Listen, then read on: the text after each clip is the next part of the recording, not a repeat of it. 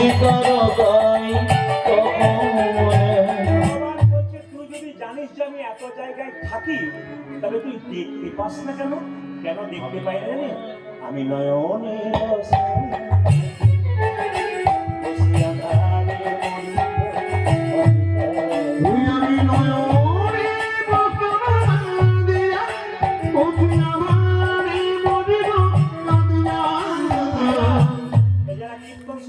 কিছু মনে করবে না, সবার চোখের দিকে আমি তাকালাম। আপনার বলবেন আপনি কি চোখের ডাক্তার? বলে হ্যাঁ, একটু চোখের ডাক্তার বলি। বলে কেন? আপনাদের চোখের দিকে তাকিয়ে দেখলাম সবার চোখে একটা করে কাপড় বাঁধা আছে। না না, শুধু আপনার চোখে নয়, আমার চোখে, এদের চোখে, সবার চোখে, পৃথিবীর সবার চোখে কাপড় বাঁধা আছে। মহাপুরুষরা সেই কাপড়গুলো খুলতে পেরেছে, আমরা খুলতে পারিনি। এই কাপড়টার নাম কি? মায়ার কাপড়। আমরা ভগবানকে দেখতে পাই না কেন বলুন তো? মায়াটার জন্য। আমি যে গাড়িতে এসেছি, যদি গাড়িটা দেখেন তাহলে দেখবেন আমার গাড়ির কাঁচগুলো কালো। আমি ভেতরে বসে থাকলে বাইরের লোক আমাকে দেখতে পায় না, আমি কিন্তু বাইরের লোককে দেখতে পাই। কাঁচটা সরালে দুজনের দেখা দেখি হয়, ওই কাঁচটাই হচ্ছে মায়া। ভগবান কালো কাঁচের ভেতরে থাকে, তিনি আমাদের দেখতে পাচ্ছেন, আমরা কিন্তু তাকে দেখতে পাচ্ছি না। কালো কাঁচটা মায়া, ওটা সরালেই দেখতে পাই। ও মায়েরা, আর মায়া কাকে বলে? আমার ছেলে, আমার মেয়ে, আমার গাড়ি, আমার বাড়ি, আমার টাকা, আমার পয়সা, এটাকে মায়া বলা হয়। আর মায়া কাকে বলে? রামকৃষ্ণদেব বলছে রামচন্দ্র লক্ষ্মণ সীতা তিনজনে বনে যাচ্ছে। আগে যাচ্ছে রাম, মাঝে যাচ্ছে সীতা, পেছনে যাচ্ছে লক্ষ্মণ। বারবার লক্ষ্মণ রাম দেখবে, রাম দেখবে, কিন্তু দেখতে পাচ্ছে না কেন? সীতা নামক মায়াটা আছে। আর একটা কথা বলি, আপনাদের গ্রাম বাংলার মানুষ, আপনারা বেশি ভালো বুঝতে পারবেন। আপনার এখানে পুকুর থাকলেও থাকতে পারে, তো সেখানে পানা থাকে না পুকুরে মাঝে মাঝে? মায়েরা পানাটা সরিয়ে দিন, আবার পানা চলে আসে, আবার সরিয়ে দিন, আবার আসে। এক কাজ করুন না, একটা বাঁশের বেড়া দিয়ে দাও, আর পানা আসার কোনো চান্স নেই। রামকৃষ্ণদেব বলল, সংসার নামক মায়া পুকুরে কেউ যদি ভক্তির বাঁশের বেড়া দিতে পারে, তাহলে মায়া মেটাই আমি নয়নে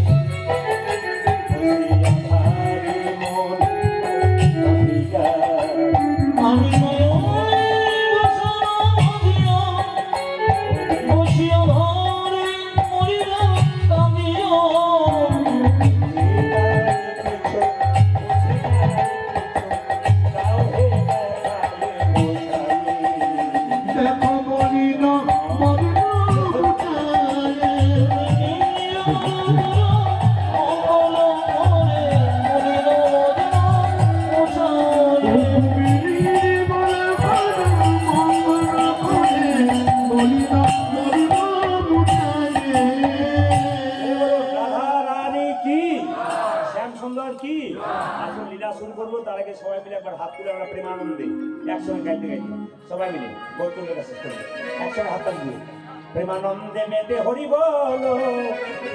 আজকে গ্রামে এই মাটিতে হরিনামের বন্যা গেলে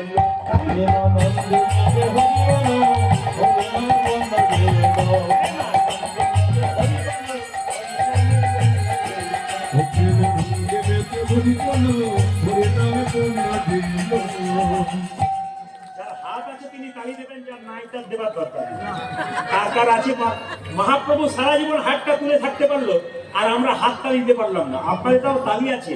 কালকে যেখানে গাইছিলাম, জায়গাটার নাম বলবো না, সেখানে যখন কীর্তন করতে গেলাম, মায়ের দেখতে পেলাম একবার তালি দাও, সবাই তালি দিল, তার ফাঁকে ফাঁকে দু চারজন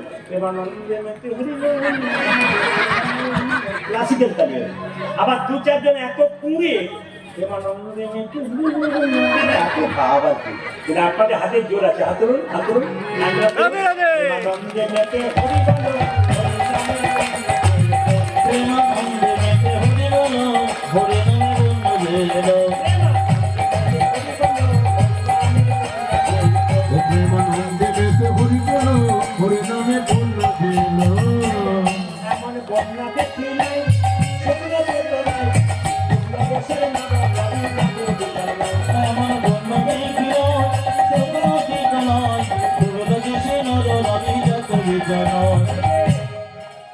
জাতের তো বিচার নাই, তবে আপনাদের আসলে সবকিছু ভালো লাগলে একটা জিনিস খারাপ লাগলো বলবো না, বাদ দিয়ে দেবো। না বলাটাই ভালো। একবার এলাম, আবার যদি কিছু মনে করেন, আমি তো না বলে যাবো না, বলবার জন্যই তো এসেছি। লাগলো আপনাদের? কি সুন্দর সবাই তালি দিচ্ছেন। খারাপ লাগলো কোনটা? দু চারজনকে দেখতে পেলাম। ভদ্রলোক এসেছেন, ইনি ভদ্রলোক, বিশিষ্ট ভদ্রলোক, হিন্দু ধর্মকে বানানোর জন্য এসেছেন, মানে দেখতে এসছেন। একবারে বিবেকানন্দের মধ্যে বলতে দাঁড়িয়ে আছেন। বিবেকানন্দ তো মহাপুরুষ, ইনিও তার সম্ভব না। না, যিনি এমনি করেছিলেন হাত নামিয়ে দিয়েছেন। তবু দু চারজন এরকম করে আছে। কেন বলুন তো? সুপারি দেখেছেন, বাইরেও রস নাই, ভেতরেও রস নাই। যতই বলুন, না না নামিয়েছে, হাত তুলুন। প্রেমানন্দের মেতে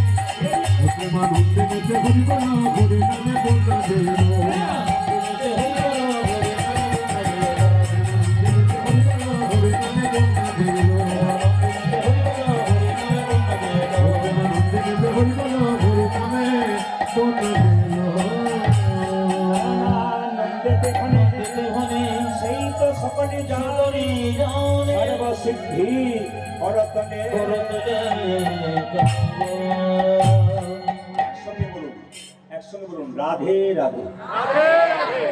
और जोर से बोलना पड़ेगा, दोनों हाथ उठा के बोलो। দেখুন, কৃষ্ণ নিজের মুখে বলেছেন, আমাকে চেনবার জন্য কোনো পয়সার দরকার নাই, শুধু রাধে রাধে বললেই আমি বিক্রি হয়ে যাই। তাই রাধে রাধে বললে যদি কৃষ্ণ বিক্রি হয়ে যায় আপনার কাছে, আর কৃষ্ণ যদি রাধারাম শুনতে খুব ভালোবাসে, কৃষ্ণ নিজের মুখে বলছে আমি রাধার দাস, যদি রাধার নাম করে ব্যাস আমি খুশি হয়ে যাই। তা আপনারা একবার বলতে হবে, কি বলতে হবে যেরকম? রাধে রাধে। আচ্ছা, যদি আপনারা অনুমতি দেন তাহলে বিরাটিতে যাবার আগে রাধারামকে ভজন গাইব কি?